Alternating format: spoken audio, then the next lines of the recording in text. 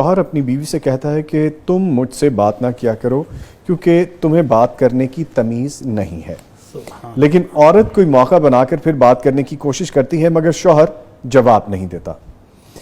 اس ناکام کوشش کے بعد اب بیوی کے لیے کیا حکم ہے؟ کیا وہ بھی بات کرنا چھوڑ دے یا مسلسل اپنی عزت نفس مجروح کرواتی رہے؟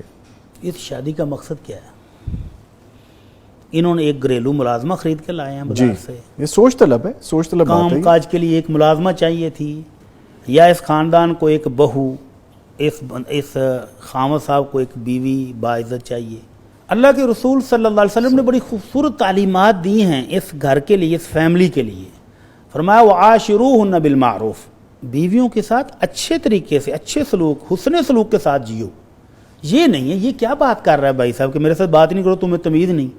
بھائی اگر آپ سمجھتے ہو کہ آپ تمیز سیکھ چکے ہیں اور بیوی کو تمیز نہیں تو آپ سکھا دیں۔ جی، آپ ایک ہی گھر میں رہنا چاہتے ہیں، رہیں گے، فیملی آپ کی، تو آپ اس کو جو تھوڑا بہت نقص ہے وہ ٹھیک کرنے کی کوشش کر لیں۔ اب یہ بائیکاٹ کرنا کہ بیوی کو صرف ملازمہ کی طرح گھر میں رکھا ہوا تو یہ تو بڑا ظلم ہے۔ اللہ کے نبی صلی اللہ علیہ وسلم نے باقاعدہ کہا لا یفرق مؤمن مؤمنہ ان سخط منہا خلقا رضی منہا بآخر، کوئی مومن کوئی کسی مومن عورت کے ساتھ اس طرح سے نفرت نہ کرے کہ گھر ٹوٹنے والے ہو جائیں۔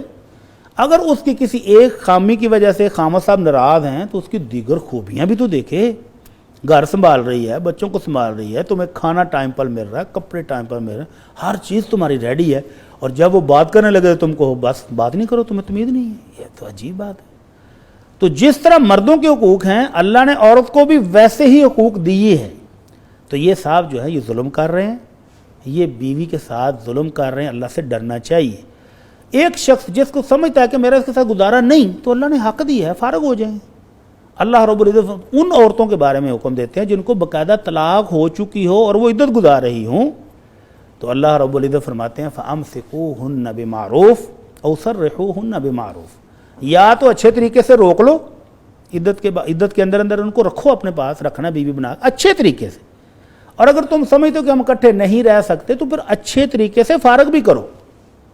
وَلَا تُمْسِكُوهُنَّ ضِرَارًا لِتَعْتَدُوا، اور فرمایا خبردار صرف ظلم کرنے کے لیے ان کو مت روکو اپنے گھر میں۔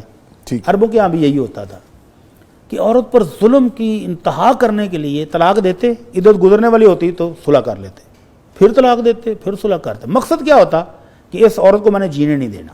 جیسے اس سوال میں بھی ظاہر ہو رہا ہے کہ اس کو صرف ایک مشقتی ملازم سمجھ کے گھر میں رکھا ہوا، بیوی والے حقوق تو کوئی نہیں۔ اگر خامد بیوی کے ساتھ ایک مسکراہٹ کے ساتھ بات بھی نہیں کرتا تو اور وہ کیا سمجھ رہا ہے اس بیوی کو پھر؟ تو اللہ کے رسول صلی اللہ علیہ وسلم اور اللہ نے اس کو ظلم قرار دیا ہے۔ فرمایا وَمَن يَفْعَلْ ذَلِكَ فَقَدْ ظَلَمَ نَفْسَهُ، جو بندہ بیوی پر ظلم کرنے کے لیے اس کو اپنے پاس رکھے ہوئے ہے تو وہ اپنے آپ پر ظلم کر رہا ہے۔ اور آگے فرمایا کہ اللہ کی آیتوں سے مذاق نہیں کرو، تو یہ اللہ نے نظام بنایا خاندانی، اس کو مذاق نہ سمجھیں۔ اگر آپ سمجھتے ہیں کہ اس بیوی کے ساتھ گزارا نہیں تو بڑے اچھے طریقے سے اس کو فارغ کر دو، اور اگر آپ کہتے ہو کہ نہیں اس کے اندر خوبیاں ہزار ہیں، صرف بولنے کی تمیز نہیں، تو بھائی ایک خامی ہے اس کو برداشت کرو۔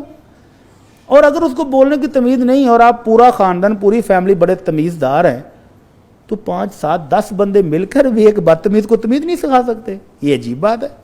تو پھر تو یہ خامی گھر والوں کی ہوئی نا، اس ایک بیوی کی تو نہ ہوئی کہ جس کو تمیز نہیں ہے۔ اور اگر پوری فیملی تمیزدار ہے اور اس کو تمیز کا ایک ایک ہنر، ایک ایک گر بھی روز کا سکھائیں تو 8 دن میں ٹھیک ہو جائے گی۔ تو اس طرح نفرت کرنا یہ ظلم ہے، اور ظلم قیامت والے دن اندھیرے بن جائے گا، اس سے بچنا چاہیے۔